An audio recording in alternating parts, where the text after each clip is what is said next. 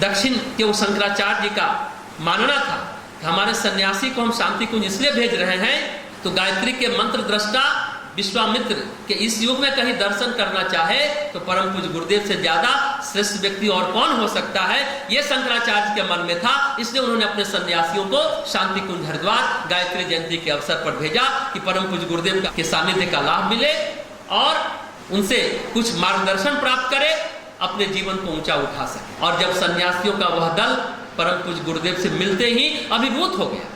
उनमें से अनेक उनके निकट बैठना चाहते थे, जहां गुरुदेव मिला करते थे। सब सट के मिलना बैठना चाहते थे और उनका स्पर्श पाना चाहते थे, उनको छूना चाहते थे, अपने को कृतार्थ करना चाहते थे, धन्य धन्य करना चाहते थे। स्वाभाविक था, परम पूज्य गुरुदेव गायत्री साधना के मर्म को जानते थे। गायत्री के, जैसा हमने कहा, वरद पुत्र थे और गायत्री जयंती के दिन ही उन्होंने अपने शरीर का त्याग किया। परम पूज्य गुरुदेव के निकट बैठकर उन्होंने गायत्री साधना के प्रारंभिक चरणों को जाना, गायत्री के तत्व दर्शन को जाना, गायत्री मंत्र विज्ञान को परम पूज्य गुरुदेव ने उनसे को परिचित कराया एवं उसके बाद कुछ अंतरंग बातें उन सन्यासियों के दल को परम पूज्य गुरुदेव ने कहा। जानते हैं उन्होंने क्या कहा? बेटा, परम पूज्य गुरुदेव सभी को अपनी संतान मानते, कभी किसी को ये नहीं मानते थे। और जब भी वो कोई बात लिखा करते थे, अखंड ज्योति पत्रिका आप लोग शायद पढ़ते होंगे, जो लिखा करते थे अपनी संपादकीय जिसको कहते हैं, या कोई संदेश देना चाहते थे, कोई निर्देश देना चाहते थे, कोई बात बताना चाहते थे, तो शीर्षक का नाम था अपने अंग अवयवों से। वो किसी को अपने से अलग नहीं मानते थे। जितने भी शिष्य थे, जितने भी सृष्टि के प्राणी थे, वो सबको अपना अंग अवयव मानते थे। हमारा ही विस्तार है, हमारा ही अंग है, हमारा ही इंद्रिय है, हमारा ही अवयव है। कितनी बड़ी बात है, ये सोच लाना अपने आप में बड़ी बात है। मेरा तेरा हम लोग करते हैं, वो अलग है। परम पूज्य गुरुदेव की सोच को देखिए, कितना विराट है, कितना गहन है, कितना विस्तृत है। उन्होंने उन सन्यासियों को कहा, बेटा, यदि गायत्री साधना का सच्चा फल पाने की आकांक्षा कोई रखता है तो छिटपिट कर्मकांड करने से वो गायत्री साधना का फल नहीं मिलेगा।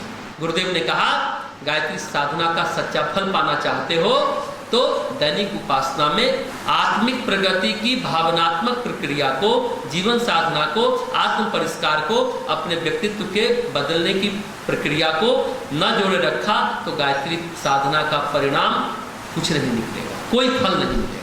अगर आप उसको आत्मिक प्रगति के साथ नहीं जोड़ते, अपने भावनात्मक प्रक्रिया को, जीवन की साधना नहीं करते, आत्म परिष्कार नहीं करते, अपने व्यक्तित्व को बदलने की प्रक्रिया से अगर नहीं जोड़ते हैं तो उसका परिणाम कुछ नहीं निकल कर आ पाएगा।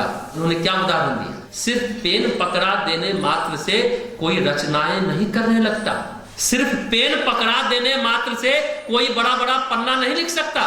उसके लिए बौद्धिक क्षमता, आंतरिक भावना होनी चाहिए, तभी आप कोई रचना कर पाएंगे। वैसे ही हाथ में माला घुमाने और मुंह से मंत्र बोल देने भर मात्र से गायत्री साधना फलीभूत नहीं होती है, बल्कि उसके लिए आंतरिक परिवर्तन पर भी उतना ही, बल्कि उससे भी ज्यादा, 1000 गुना ज्यादा जोर एवं बल एक साधक को देना पड़ता है।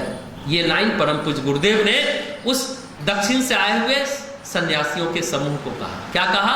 सिर्फ पेन पकड़ा देने से कोई रचनाएं नहीं करने लग जाता, इसके लिए बौद्धिक क्षमता और आंतरिक भावना भी होनी चाहिए।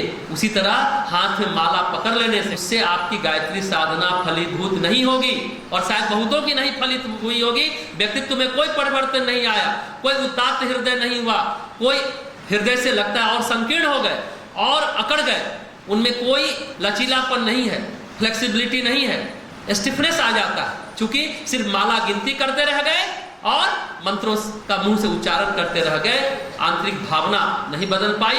ये मुख्य बात है। तो आज गायत्री जयंती के अवसर पर इन बातों पर हम जरूर जोर डालना चाहेंगे कि आप जब गायत्री मंत्र की उपासना साधना से जुड़े तो अपने साथ आंतरिक परिवर्तन पर भी उतना ही बल लगाए, 1000 गुना ज्यादा जोर लगाए, तब व्यक्तित्व का परिष्कार संभव हो पाएगा।